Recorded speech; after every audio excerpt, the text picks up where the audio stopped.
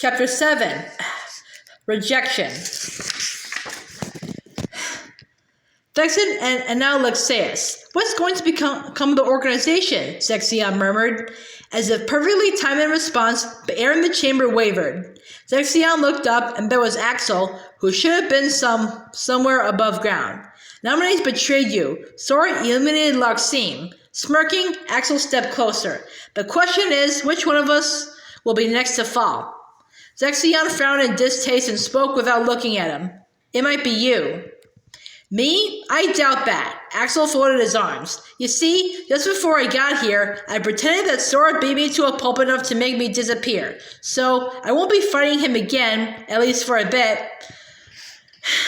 The way Axel said the words, for a bit, caught somehow in Zexion's mind, but he didn't ask. Which means the next to fall will be Marluxia. Axel went on with a faint smile at his lips. Sora beat you, so there's no way he'll lose against Marluxia. Is that what you think? Said Zexion. Even though he had been placed in charge of the castle, Marluxia was only number 11 in the organization, and while a higher-ranking number did not necessarily indicate greater strength, Axel, who ranked at number 8 and was closer to him, saw Marluxia as a lesser opponent. I'm saying that Marluxia tried to use Sora to take over the organization, said Axel, as if concluding an argument. Sora would be the one to eliminate him. At that, Zexion looked up to press him further. Ben, our reason for obtaining Riku is no longer valid. Are you saying we'll have to dispose of him? You want to go up against Riku after he took down Lexaeus?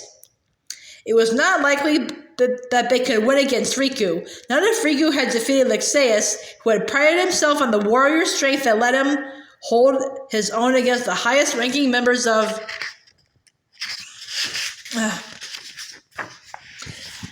the organization. Certainly not Zexion himself. He never had the slightest intention of facing Riku head-on. I'll do things differently, Zexion replied, a slight smile coming to his normally expressionless face. I'm sorry, Riku.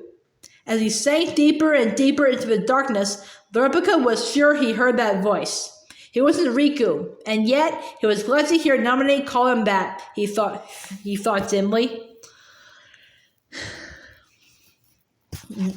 We did make a promise, didn't we? On the night of the meteor shower, I promised I'd protect her. You are my crime and my punishment. Don't say that, he wanted to scream, but he couldn't. If he did, it would hurt Nominee. If only somehow my prayers could reach you. They are reaching me, Nominee. See, I'm already free. Light shone on the replica. It was the light of Nominee's hope. Where? The replica heard himself say, and then consciousness returned.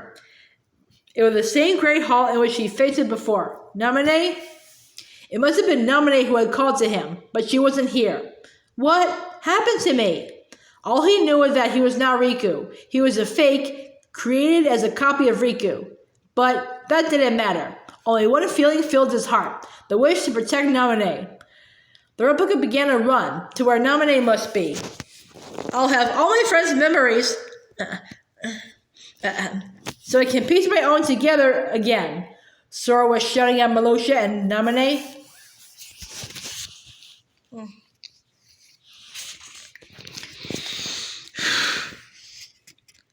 It sure would be nice if I could do that, the replica thought.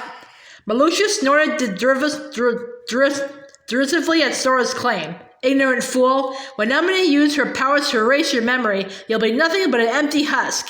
Your heart will no longer feel or care about anything, just like that pathetic imitation of your Riku. As Marluxia was ranting, the replica dashed in under his guard. My heart can still feel, and it can still care about people.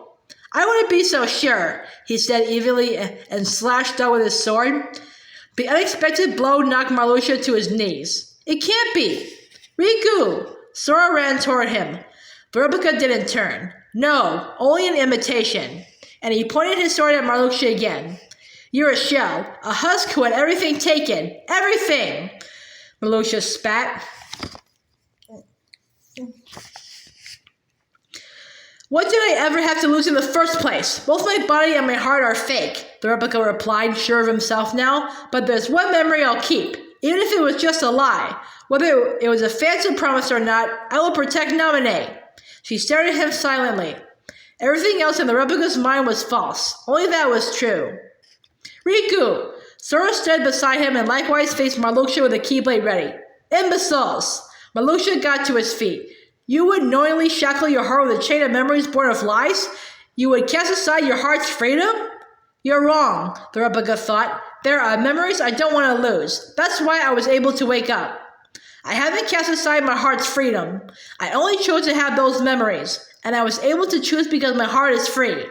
Pale pink flower petals began to swirl around them.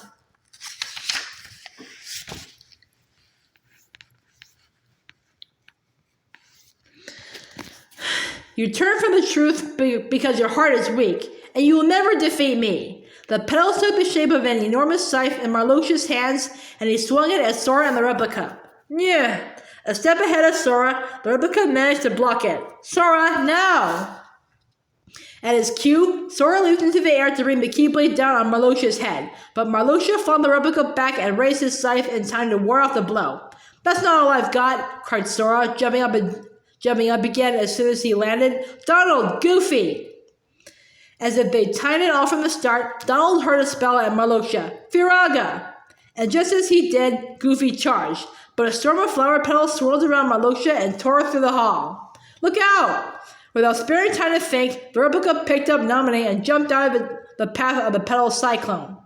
Riku, in his arms, Naminé was looking up at him as if she might start to cry. I'm not Riku, the replica told her, his voice low and firm, and led her down behind a pillar. In the middle of the room, Sora and his friends were getting tossed around by Marluxia's attacks. Thank you, replica. He heard Naminé say from behind him. He was already running back into the fray to swing his sword. Marluxia knocked him aside with the giant scythe. You're only a replica after all. You'll never strike a blow against me. He raised his arm and pink flower petals choked the hall again. Catching his balance, the replica ran into the lead behind a pillar, breathing hard and waiting for the storm to pass. How do we hit him? Yelled Donald. Don't lose your cool. There has to be a way, the replica replied. Then he found a break in the storm and darted in like a needle to charge at Marluxia. Sora, now! What? Said Sora, hesitating. The replica looked back and shouted, Trust me, come on! Okay. Sora hurled after him. Marluxia swung the scythe as if he waited for them, but the replica caught it with his sword. What? Marluxia sputtered, taken by surprise. They couldn't afford to miss the opening. Jump, Sora! Cried the replica. Taking the cue, Sora jumped into the air and swung the keyblade at Marluxia's head. Neither of them could have stood a chance alone, but together, no, with all four of them, they just might be able to take him down. Even if it's just for now, we're fighting on the same side. Donald, let's have some magic, the replica called. Right, Firaga! Donald let loose a fireball.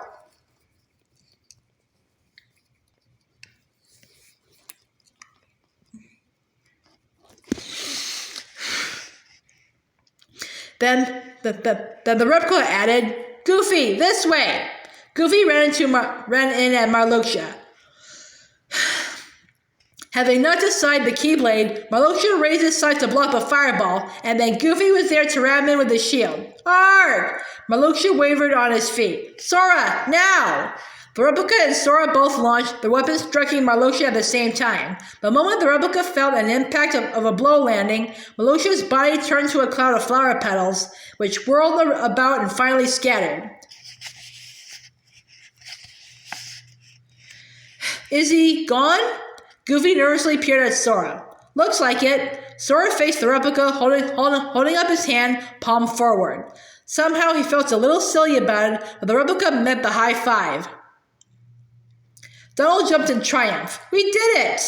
Now we can get our memories back, Goofy smiled at Naminé, who came out from behind her pillar. No, not yet, she shook her head.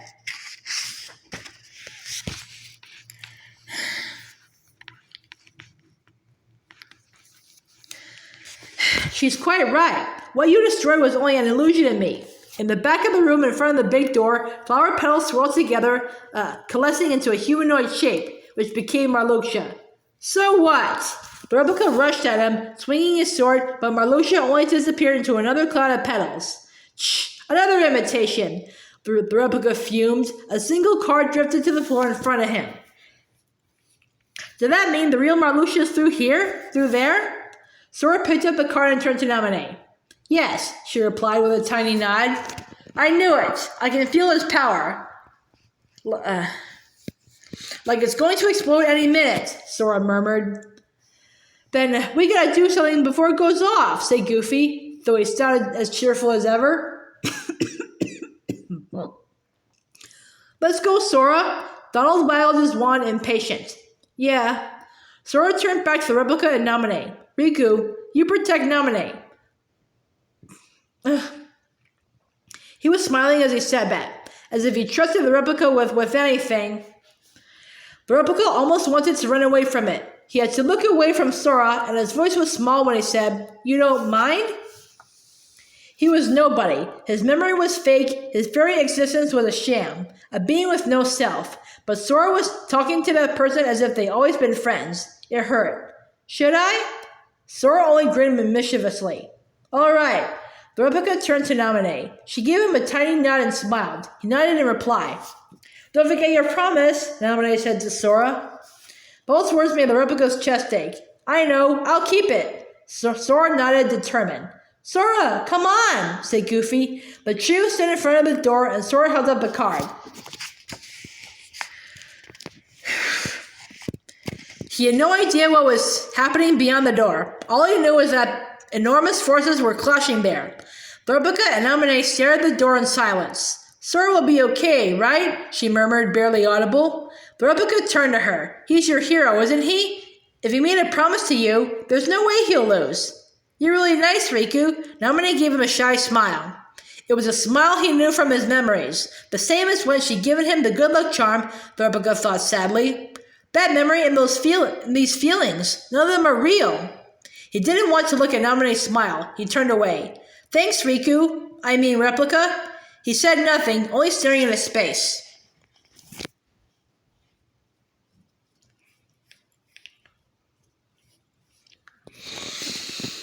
As Riku headed for the next floor, he felt a shockwave and a rumble that went through the floor like some colossal creature roaring.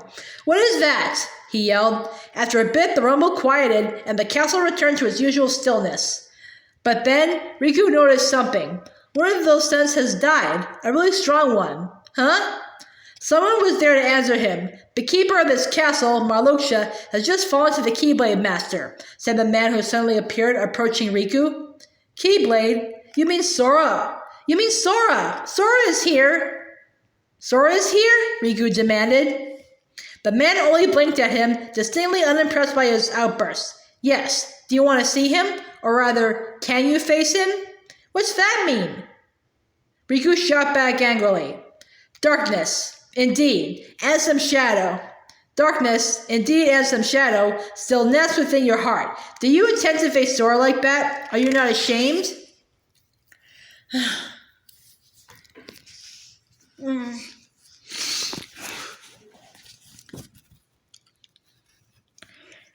Riku hung his head. He should have overcome Ansem back then, but everything around him was still reeking of darkness.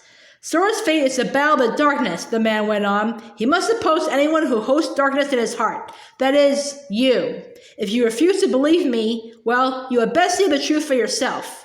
Riku caught the card that the man tossed his way. The picture on it showed a little island dotted with palm trees in the blue sea. This card, this is our... Yes, it is your home. Now, go and grasp the truth. With that, Zexion left him. Gazing at the card in his hand, Riku murmured the name of the home he still missed. Destiny Island.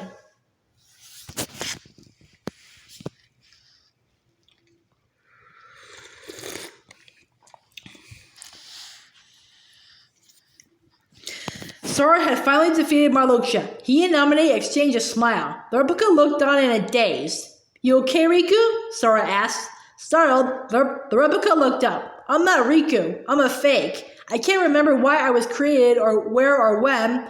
All that's inside of me is memories of you and Naminé. He shook his head and his gaze dropped again. But I know they aren't real.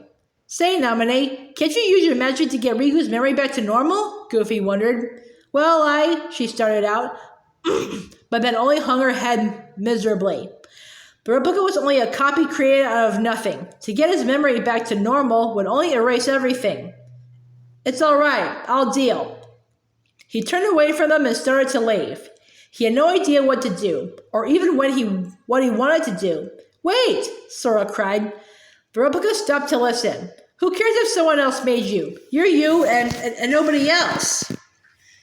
You have your own heart inside of you. Those feelings and memories are yours and yours alone. They're special.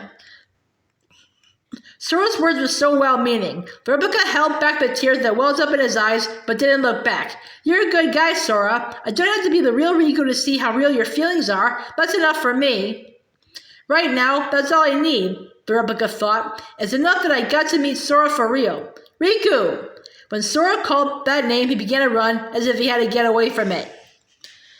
Finally, the replica stopped running and stared hard at his feet. His body was fake, and his feelings too, and he envied the real Riku from the bottom of his heart.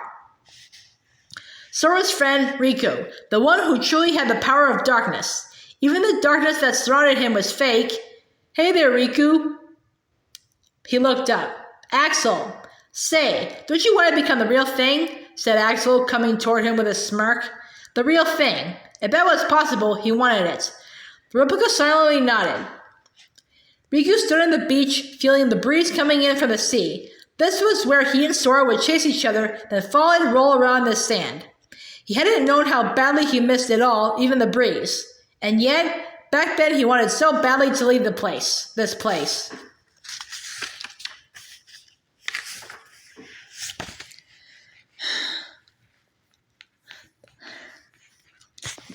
The sound of the waves that had been so monotonous, now it felt so sweet and welcoming. Riku noticed some other people and ran that way. Hey! Waka, Selvi, and Titus were there up the beach, but when he shouted at them, no one reacted. What's with you guys? He asked. I don't think I've ever seen the three of you so quiet. They only stared at him. What, if there's something on my face? Said Riku, trying to shrug it off, and then they disappeared as if they had only been a mirage. He saw his hand reaching out to where they'd been standing and curled it into a fist, looking down at the sand. Maleficent's words echoed in his mind. Your heart is steeped in darkness, and you can only see those who exist in that same darkness, like myself. No, that was all a lie. Riku ran up the beach, heading for the dock. Maybe he would find Sora or Kairi waiting for him there. That place couldn't be steeped in darkness. He dashed up through the little shack and out to the dock. He saw Kairi standing there, smiling, or he thought he did. Kairi! Just like the others, she only stared at him in silence. Hey, Kairi, are you? But as soon as he began to speak, Kairi vanished. In her place appeared the man who had given him the card, Zexion. Surely, you knew this would happen, he said as if to admonish Riku for something. You've been to a number of worlds in your memory before this one, and in those worlds, you met only dark beings. That's all that is left in your heart, dark memories. Your memories of home are gone. That's a lie. I remember everyone from the islands, Titus and Selfie and Waka. And Kairi and Sora too. They're my... Riku hung his head, his fists clenched. My best friends. And who cast aside those friends? Have you forgotten what you yourself have done? You destroyed your home. Zexion shouted, and darkness enveloped them. Riku felt fat raindrops pelting him. Thunder crashed in the sky, and the world itself was crumbling. The islands where you grew up were sundered, scattered, so many hearts lost to the darkness, and it was all your doing. It's true, Riku thought in despair. If I hadn't given in to that temptation, if I hadn't believed what that man said. You hated spending your days trapped on those little islands, and so, without a thought, you opened the door of darkness and destroyed them. It was you. You let darkness pull you in, and now you belong to it. No! Riku wanted to scream, but no words came out, and he sank into a crouch. He could see the image of himself that night standing at the bridge over the inlet. What had he been thinking then, gazing out at the blackened sea? He couldn't remember. As if he was laughing at himself, he turned sharply with a bitter smirk. You should look. Look upon what you truly are, Zexion called. Before his eyes, Riku's past self was engulfed in a horrific swirl of darkness and grew into something vaguely human-shaped but made of pitch-black shadow, changing into a dark side. This can't be what I really am. The shadow's fist swept down toward him, but Riku didn't dodge the blow. It sent him sprawling. This is my true form? I don't know what I really am. His fist balled tight. Riku looked up and saw something shining before his eyes. Huh?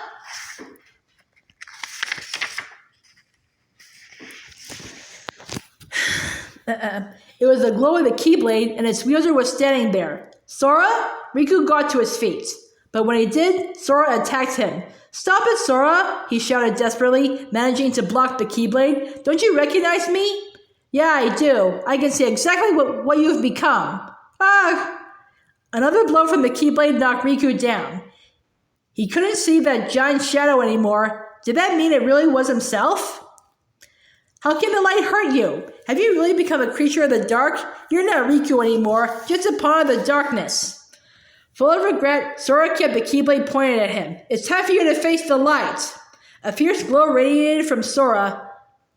Just like a shockwave of darkness, it had a terrible power that bowled Riku over and pressed in on him. I'm fading away into the light? If he was a creature of darkness, if he couldn't fight the darkness with his own strength, then there were no other way but for Sora to destroy him, Riku thought hazily. And if someone had to destroy him, he would much rather that Sora do it than anyone else. You won't fade, a girl's voice rang out into the stillness of his sinking consciousness. You can't fade. There's no power that can defeat you. What? Someone was there holding his hand, but everything was so bright that he couldn't see who it was. The light won't defeat you, and the dark won't either. So don't run from the light, and don't fear the darkness, because together they will make you stronger. Surrounded by light, the girl pulled Riku to his feet. Make me stronger, he murmured. The darkness too?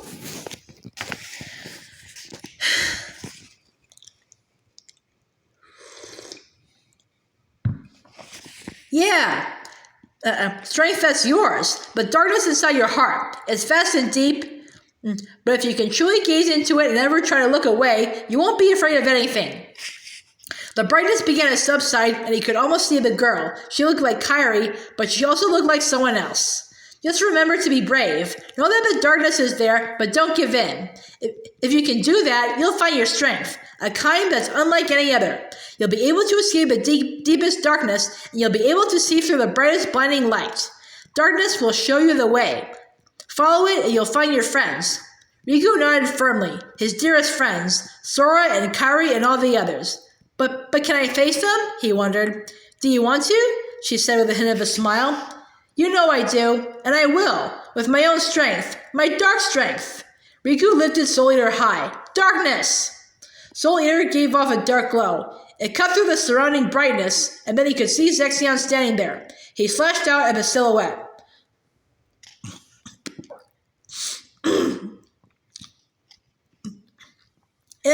Impossible! How did you find me trapped in the light? Zexion sank to his knees. You reek of darkness. Even the light can't block that smell, said Riku. I guess you could say I followed the darkness right to you. Zexion weakly pulled himself upright. After all your protests, you're still like us, on the side of darkness. I know who I am. Riku held the point of Soul Eater to Zexion's throat. Even if darkness does live inside my heart, I'm still me. It doesn't change who I am. If the stench of it won't go away no matter what I do, then I might as well use the strength it gives me. When did that happen? Zexion taunted. You were always terrified of the dark. Not anymore. Riku brought Soul Eater down on him once again.